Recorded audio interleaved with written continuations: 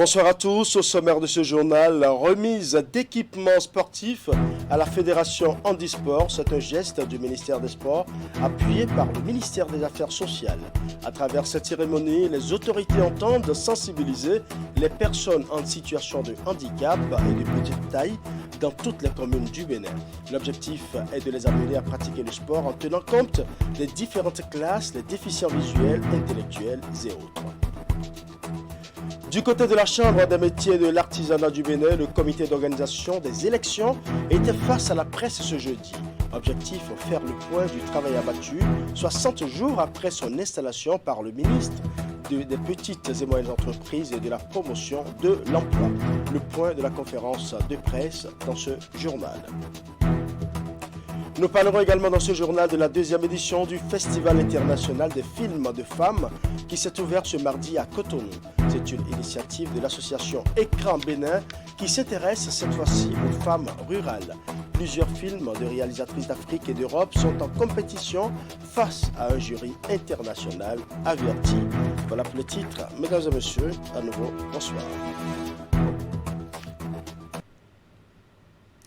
Le ministre des Sports et son collègue des Affaires sociales ont procédé ce mercredi à la remise officielle d'équipements sportifs à la Fédération Handisport. C'est une manière de sensibiliser les personnes portant un handicap et de petite taille dans toutes les communes du Bénin à pratiquer le sport. Cette offre est faite en considération des différentes classes, les déficients visuels, intellectuels et autres. Reportage. Des équipements sportifs au profit de la Fédération béninoise de handisport. Un premier geste de leur ministère de tutelle qui vient galvaniser le moral de ces sportifs en situation de handicap. Le mandat sous le vocable social, hautement social, n'est pas un vain mot. Le matériel que votre ministère nous donne aujourd'hui va permettre à toutes les personnes handicapées de tout le Bénin de profiter de cela et de permettre pour les compétitions internationales à venir de compétir d'égal à égal avec les autres Paralympiens d'Afrique et du monde. Je vous laisse le soin de nous surprendre encore et de nous dire venez prendre ce dont je n'ai pas voulu parler ce soir. Le lot est composé entre autres de ballons de basketball, jeux de maillot, chasubles, boules de masse, paires de genouillères et de coudières. Cet acte salutaire à l'endroit de ces sportifs en situation de handicap attire l'attention du ministre en charge des Affaires sociales. En reconnaissant les mérites des membres de la fédération, Véronique Toyifori Mewanou les convie à faire bon usage des outils. Toute personne handicapée n'est pas forcément démunie, car tout dépend des conditions dans lesquelles elles vivent et des chances d'accès qui leur sont offertes. Nous avons donc la responsabilité de poursuivre inlassablement nos efforts vers la pleine réalisation des droits des personnes handicapées. J'en profite pour plaider en faveur de l'implication massive des femmes et des filles porteuses de handicap dans les projets sportifs. C'est un témoignage de cette foi que nous avons en vous, de cet accompagnement que nous voulons vous donner. C'est aussi une matérialisation modeste, mais en tout cas une matérialisation concrète du mandat hautement social qu'a annoncé le chef de l'État et qui prendra plusieurs formes. Les bénéficiaires peuvent donc souffler un ouf de soulagement quant à leurs conditions d'entraînement. Et pendant ce temps, les responsables et le personnel de l'unité de recherche en microbiologie appliquée et pharmacologie des substances naturelles de l'Université d'Abomey-Calavi reçoivent la visite des membres de l'Académie nationale des sciences, arts et lettres du Bénin. Ces derniers sont allés constater l'état de fonctionnement de ce futur centre d'excellence créé pour apporter des solutions aux problèmes de santé publique. Au terme de la visite, la délégation repart satisfaite pour nous, comme nous le précise d'ailleurs Nassis Alossé dans son compte rendu. Les responsables de l'Académie nationale des sciences, arts et lettres du Bénin, dans les locaux de l'URMAFA, ont tenté unité de recherche en microbiologie appliquée et pharmacologie des substances naturelles de l'Université d'Abomey-Calavi. Sur invitation des responsables de l'URMAFA, ils sont venus apprécier l'état de son fonctionnement. C'est avec beaucoup d'honneur que nous apprenons à leur côté en fait les rudiments de ce métier, de cette passion, et c'est tout à fait logique qu'on puisse les inviter à nous accompagner en fait dans nos activités, qu'on puisse les inviter pour recueillir leurs expériences. L'Académie nationale des sciences, arts et lettres du Bénin répond avec plaisir à cette invitation, essentiellement parce que ce qui se prépare ici rejoint l'une de ses missions principales, à savoir encourager et promouvoir la recherche scientifique effectuée au Bénin. Une mission accomplie avec passion et abnégation au prix de lourds sacrifices. Le personnel se manifeste à travers un don de soi, investissant même ses indemnités dans le fonctionnement du centre. Tout ce qui est ici, c'est beaucoup d'investissement personnel de la part de chaque membre. Et c'est heureux de voir que les jeunes, même au plus bas niveau, ont compris qu'il faut seconder les efforts du gouvernement au lieu tout le temps d'attendre l'inverse. Au bout de ces efforts, les résultats des recherches fondamentales, biomédicales et de santé publique dont les populations ont besoin.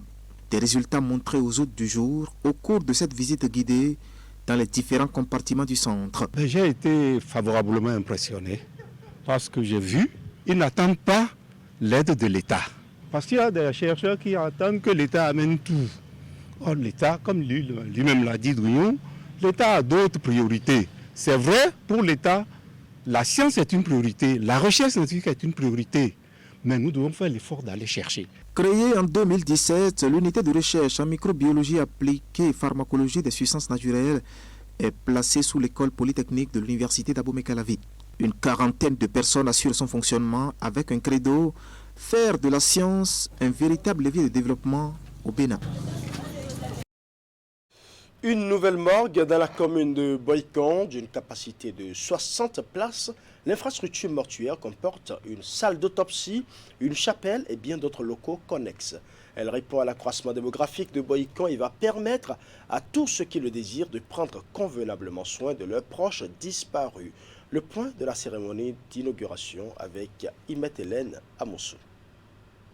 Une nouvelle maison funèbre moderne à Boycon. C'est un vieux projet nourri par un opérateur économique natif de la localité qui est ainsi concrétisé. L'infrastructure mise officiellement en service va permettre de prendre momentanément en charge les dépouilles mortelles des enfants de Boycon et environ, ainsi que des résidents. Cette construction était prévue être réalisée en 2018 dans l'arrondissement d'Agmagon. Ce bâtiment comporte une salle d'attente, un secrétariat, une salle de garde des morguiers et est dénommée Sainte-Victorine en mémoire de ma très chère mère décédée le mercredi 15 décembre 2021. Lors de l'une de ses visites sur le chantier, ma mère, cette inauguration sera faite par moi et tu inviteras Latis Bézé afin d'honorer son souhait. Son corps sera le premier dans cet immeuble. Un opérateur économique de Boycon qui vient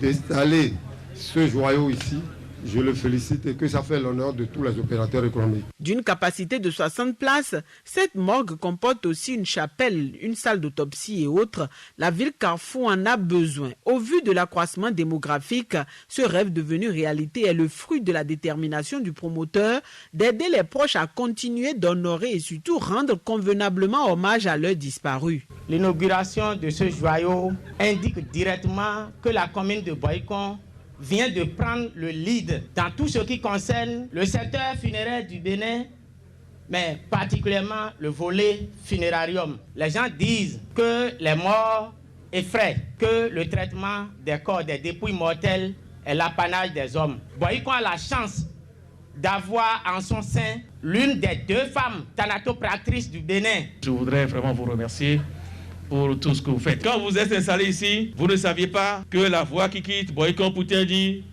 va bientôt commencer. Cette voie-là sera goudronnée bientôt. Dans les projets que nous avons eu à examiner, pas plus tard qu'hier dans mon bureau, lorsque je devrais trancher sur le quota d'électrification octroyé à Boycon, j'ai souhaité qu'on finisse avec l'électrification de Boycon 1, de Boycon 2. Et tout ce qui reste, vous m'envoyez ça à Kongweto. En réalité, c'est à vous que je pensais, pour être honnête. Car fonctionner avec un groupe électrogène, vraiment, vous ne pouvez pas faire ça durant 10 ans. Il faut qu'on vous vienne au secours.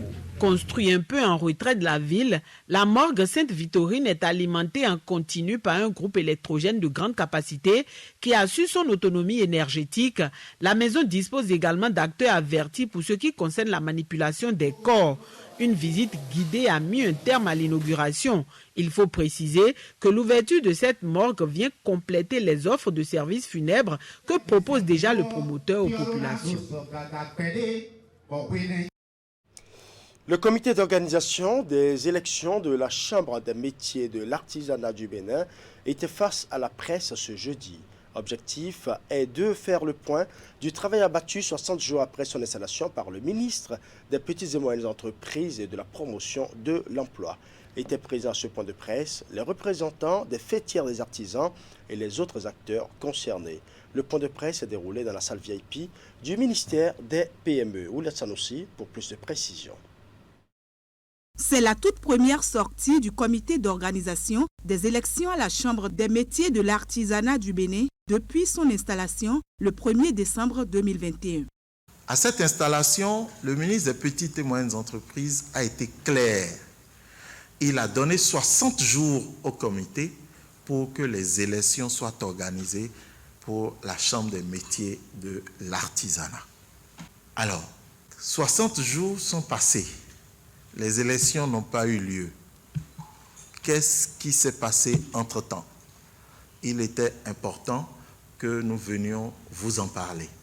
L'objectif de cette rencontre, c'est de faire le point au peuple béninois de ce que nous sommes en train de faire, de la tâche qui nous a été confiée, une tâche dont nous reconnaissons l'ampleur, mais à laquelle nous nous attelons avec volonté et enthousiasme.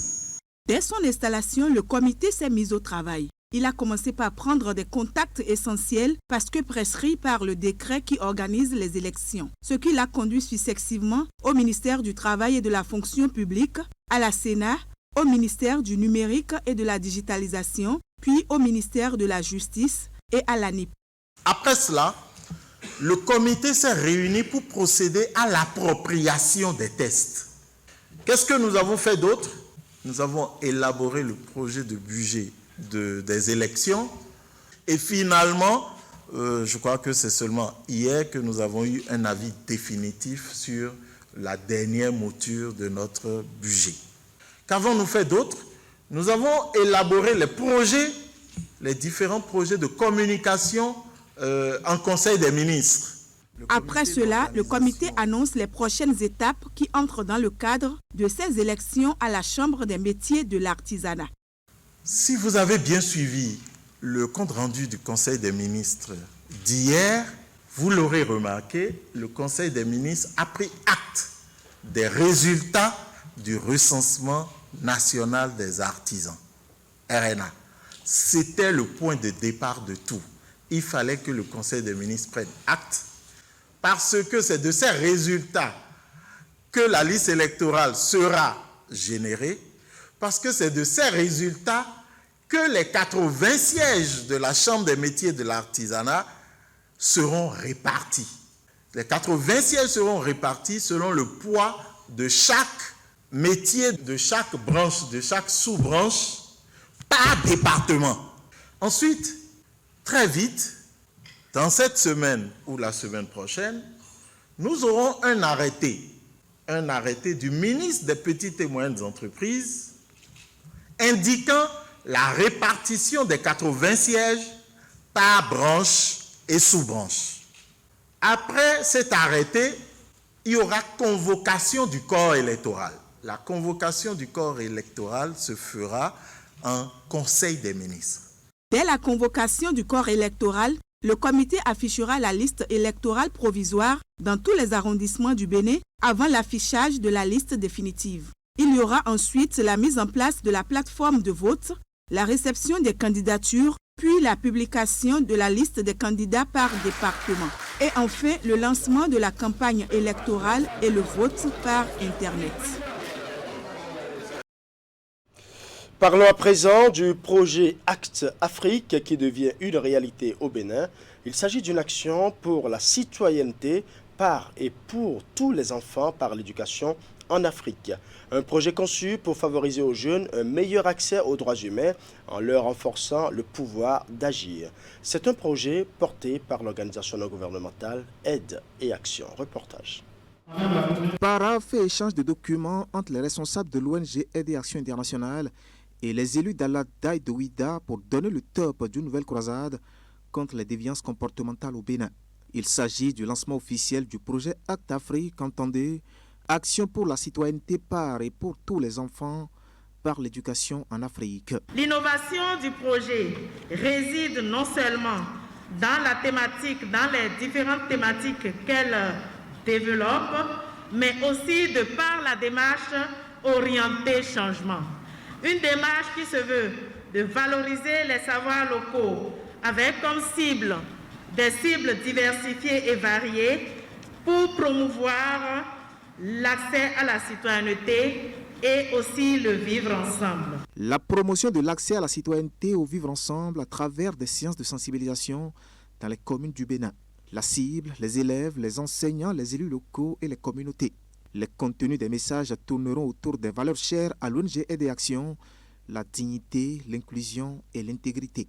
Ce projet s'inscrit en droite ligne dans l'objectif de développement durable au DD4, Éducation 2030, cher au programme d'action du gouvernement du président Patrice Talon, qu'il n'est pas un aboutissement, mais un point de départ.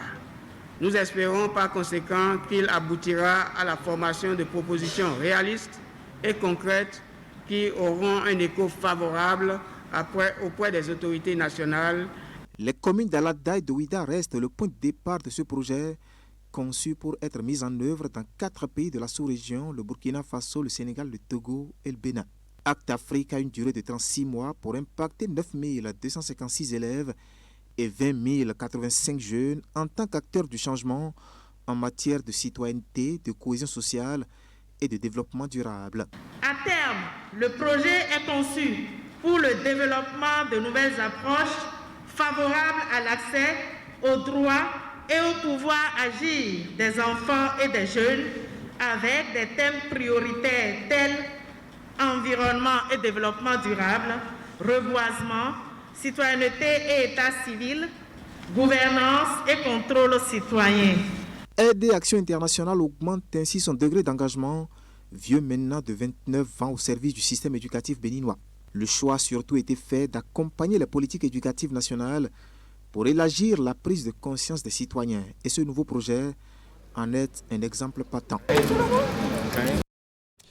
Parlons à présent de l'atelier de formation organisé dans le cadre du programme d'appui à la compétitivité des filières agricoles et à la diversification des exportations PACOFID. Il s'agit d'un atelier de 4 jours ouvert ce mardi à Cotonou sur l'approche renforcement des engagements pour la compétitivité.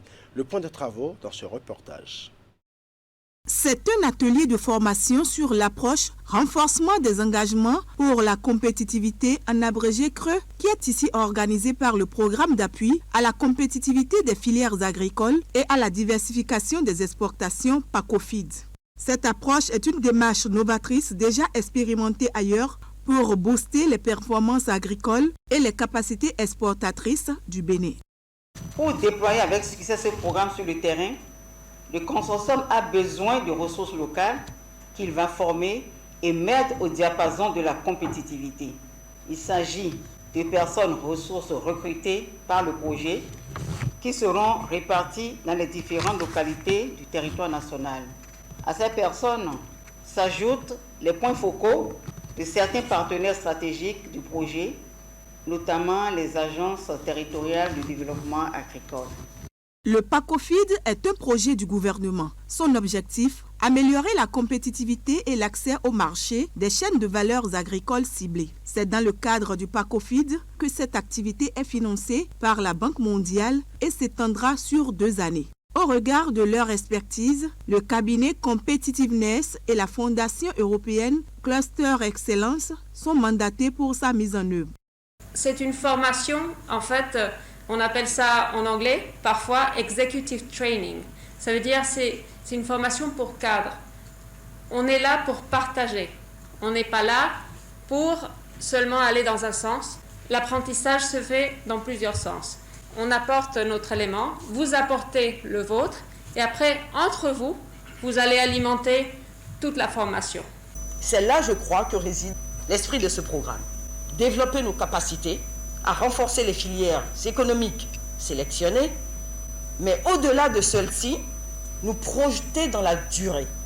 Le secteur agricole constitue la base du développement du Bénin et la principale source de richesse et de création d'emplois. Faire du pays une puissance agricole reste la vision du gouvernement qui y travaille depuis des années, d'où l'importance de cet atelier de formation.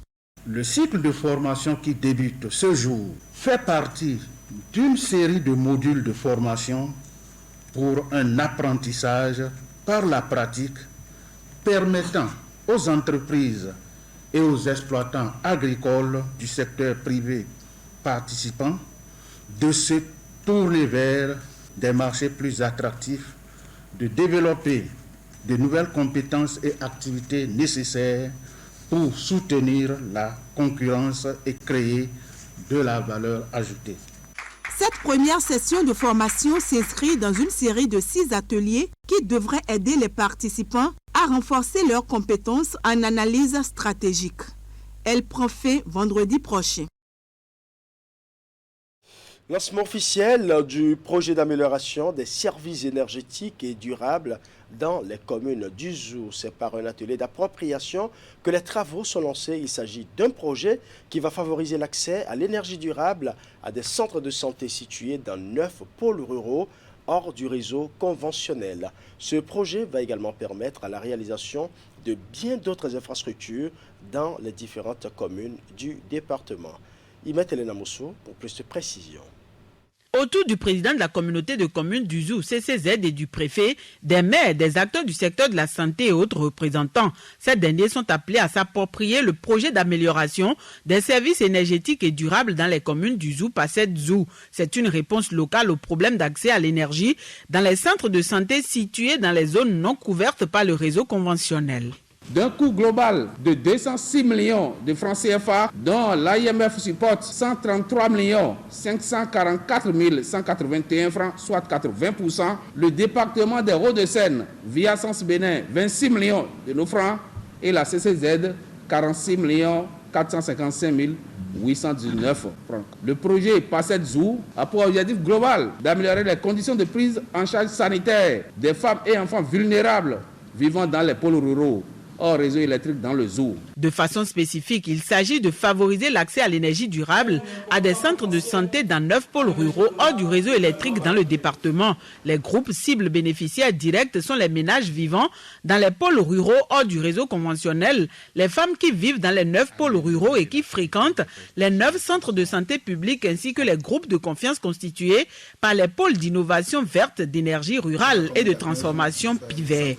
Il est aussi prévu la réalisation de forages dotés de systèmes d'irrigation solaire dans les villages de Ronron et d'Abléji dans la commune de Djidja, de la fourniture et la pose d'incubateurs solaires d'une capacité de 500 œufs à Dovogon, à Samionta et à Kotokpa dans Zogodomé, à Djidja Centre, à Dogbanli dans Zakota et à Kové Centre, puis de séchoirs solaires à Ronron dans Djidja ainsi qu'à Samionta dans Zogodomé. C'est un projet intégrateur, c'est un projet inclusif que nous devons de soutenir. C'est le lieu de remercier l'ensemble des partenaires. Je réitère aussi mon profond remerciement au maire du Zou pour leur accompagnement pour la réussite de ce projet. Nous devons nous apprêter pour libérer notre compte partie au présent projet pour le bonheur de nos populations. Nous voudrions inviter le directeur départemental de la santé du Zou et l'ensemble de ses collaborateurs à divers niveaux, premiers bénéficiaires de ce projet, à faire toutes les diligences requises pour le succès retentissant de ce projet novateur dans le Zou. Par ailleurs, nous rappelons aux autres bénéficiaires de ce projet, c'est-à-dire les producteurs du réseau BES, des collectivités concernées, à se mobiliser pour un meilleur suivi rapproché. En vue d'assurer le suivi de l'exécution des travaux dans les 9 communes du Zou, un comité a été mis sur pied. Les membres ont été installés à l'occasion de cet atelier qui consacre également le lancement du projet. Entre autres missions, ils sont chargés de veiller au respect des clauses de l'accord de subvention, mais aussi appuyer chaque communauté bénéficiaire dans tout le processus, y compris lors de l'auto-évaluation et l'évaluation finale.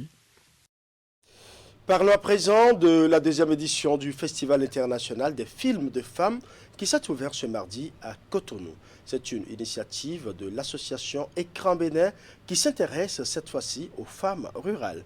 Plusieurs films de réalisatrices d'Afrique et d'Europe sont en compétition face à un jury international averti. La cérémonie d'ouverture a connu la présence de la vice-présidente de la République. Suivant. La femme rurale est au cœur de la deuxième édition du Festival international des films de femmes. Ce rendez-vous met en compétition des productions audiovisuelles des réalisatrices venues d'un peu partout dans le monde. Et pour ce deuxième acte de l'initiative, plusieurs courts-métrages et documentaires vont être projetés selon un chronogramme bien établi. Au-delà du cinéma, ce festival est une opportunité pour promouvoir et faire avancer les droits des femmes, notamment celles rurales. Nous plaidons donc pour toutes ces filles qui, au nom de la culture ou à cause de la précarité, n'ont pas la chance de développer leur plein potentiel ou de concrétiser leurs rêves. Vos émotions seront certainement mises à l'épreuve à travers cette diversité de films que nous proposent nos festivalières. Je suis infiniment honorée d'avoir été choisie comme invitée de cette deuxième édition. C'est vraiment un honneur, un sacerdoce. Initié par l'association Écran Bénin, l'événement est soutenu par l'Union européenne et bien d'autres partenaires. Le Festival international des films de femmes met en lumière les femmes rurales dans leur diversité. D'où la thématique principale, regard du cinéma africain sur le pouvoir économique de la femme rurale. Aux côtés de la directrice du festival, la vice-présidente de la République du Bénin qui rehausse de sa présence l'événement. Cinéma, musique, danse, littérature, théâtre ou encore gastronomie sont autant d'activités qui nourrissent notre imaginaire, qui nous inspirent et qui nous connectent. C'est la raison pour laquelle l'Union européenne soutient de tout cœur plusieurs initiatives culturelles en Afrique. L'initiative du FIF entre dans le cadre de la vision du chef de l'État, le président Patrice Talon, qui veut faire de l'art un facteur essentiel de développement de l'économie béninoise. Et vous le savez également, c'est l'un des premiers défenseurs des femmes. Pour ma part, mettre en lumière les femmes rurales dans leur diversité à travers une production cinématographique entre dans les perspectives donc, de mon secteur, qui mène actuellement des actions pour mettre en valeur le travail des groupements de femmes rurales qui nourrissent l'économie locale de notre pays. Un jury international composé de 4 professionnels du cinéma est mis en place pour apprécier les 13 différentes productions en compétition. La cérémonie d'ouverture consacre la remise de prix spéciaux à 5 vaillantes femmes du cinéma béninois. Le festival est prévu pour se dérouler du 8 au 12 février 2022.